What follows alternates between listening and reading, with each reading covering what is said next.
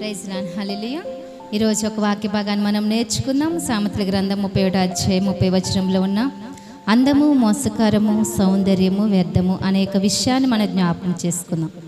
ఎందుకు అందము, మోసకరము, సౌందర్యము వ్యర్థము అని అంటే, అందాన్ని మాత్రమే చూసి అందాన్ని మాత్రమే కోరుకుని ఒక స్త్రీని పెళ్లి చేసుకున్నట్లయితే ఆ భర్తకు మాత్రమే తెలుస్తుంది అందము ఎలా మోసకరము. ఎందుకంటే కేవలం అందంగా ఉంటే చాలు అనుకుని గనుక ఒక వ్యక్తిని పెళ్లి చేసుకున్నట్లయితే తనలో ఏ మంచి లక్షణాలు లేకపోయినా, పెద్దలను గౌరవించే స్వభావం లేకపోయినా, దేవుని పట్ల భక్తి లేకపోయినా, విధేయత కలిగిన జీవితం లేకపోయినా ఆ వ్యక్తి అనుకుంటాడు, అయ్యో నేను ఎంత మోసపోయానో, అందాన్ని చూసి నేను ఎంత మోసపోయానో, అందము మోసకరము అని ఆ వ్యక్తి అనుకుంటాడు.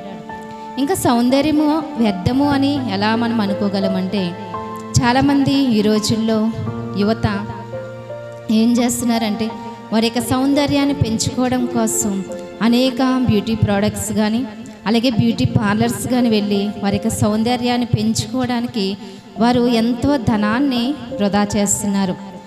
ఏ ఇంటిలో ఇలాంటి ఒక వ్యక్తి ఉందో, ఒకవేళ భార్య ఇలాంటి లక్షణాలు కలిగి ఉన్నట్లయితే తన భర్తకు తెలుసు సౌందర్యము ఎంత వ్యర్థమో. ఇలాంటి లక్షణాలు కలిగిన ఒక అమ్మాయి ఒక కుటుంబంలో ఉన్నట్లయితే వారి యొక్క తల్లిదండ్రులకు తెలుస్తుంది సౌందర్యము ఎంత వ్యర్థమో. అయ్యో ఎంత వ్యర్థం చేస్తుందో ధనాన్ని అనుకుంటూ ఉంటారు. అంటే మనం అర్థం చేసుకోవాల్సింది ఏమిటంటే, బైబిల్ మనకి ముందుగానే తెలియజేస్తున్నాడు, నీ యొక్క అందము సౌందర్యము కన్నా నీ యొక్క అంతరంగ స్వభావాన్ని దేవుడు కోరుకుంటున్నాడు అనేది. ఎందుకంటే మన యొక్క రూపాన్ని మాత్రమే కాదు మనం పరీక్షించుకోవాల్సింది.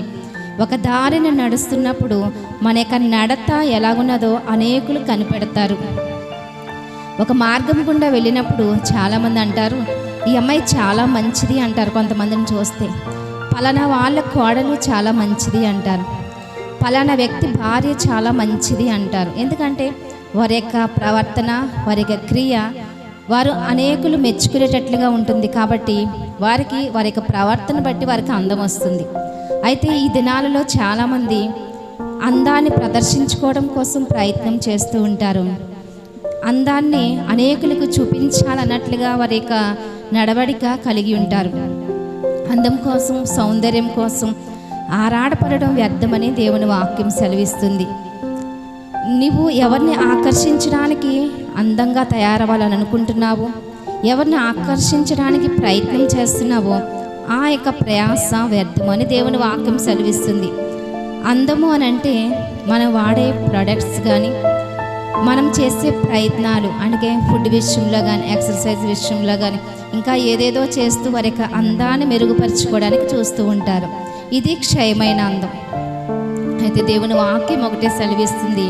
బైబిల్ గ్రంథంలో ఎస్తేరు అనే స్త్రీని చూసినప్పుడు తగు మాత్రపు అలంకరణ మాత్రమే కోరుకుని రాజు దయను పొందుకున్నట్లుగా మనం చూడగలుగుతున్నాం. అలాగే రూతును కూడా మనం జ్ఞాపకం చేసుకున్నప్పుడు ఆమె సత్క్రియలు, సత్ప్రవర్తన బట్టి దేవుని యొక్క దయను పొందుకుంది. అంతేకాదు యోగ్యురాలుగా ఆమె ముద్రించబడినట్లుగా మనం చూడగలుగుతున్నాం. అందం అనేది మనము ప్రదర్శించే విధానంలో ఉండదు, కానీ మన యొక్క నడవడిక, మన యొక్క ప్రవర్తన, మన యొక్క విధేయత జీవితాన్ని బట్టి మన యొక్క అందం అనేది అనేకులకు తెలుస్తుంది. కాబట్టి ప్రతి విషయంలో కూడా ఏ రీతిగా మన యొక్క ఆలోచన విధానం ఉన్నది అనేది మనం జ్ఞాపకం చేసుకోవాలి. అందంగా ఉండడం తప్పు కాదు, కానీ దానికోసమే ప్రయాసపడడం వ్యర్థం. అందంగా కనబడాలని అనుకోవడం తప్పు కాదు, కానీ దానికోసమే మన యొక్క సమయాన్ని అంతా వెచ్చించడం తప్పు. కాబట్టి ఈ యొక్క సమయంలో మనం జ్ఞాపకం చేసుకుందాం, మన యొక్క నడవడికను మనం సరిచేసుకుందాం. అందము మోసకరము, సౌందర్యము వ్యర్థమని దేవుని వాక్యం సెలవిస్తుంది. నువ్వు అందంగా ఉండడానికి ప్రయత్నం చేయడం కాదు, కానీ అనేకుల దృష్టిలో నీ యొక్క ప్రవర్తన అందంగా ఉండడానికి ప్రయత్నం చేయి. అప్పుడు దేవుని యొక్క దయ పొందుకుంటావు.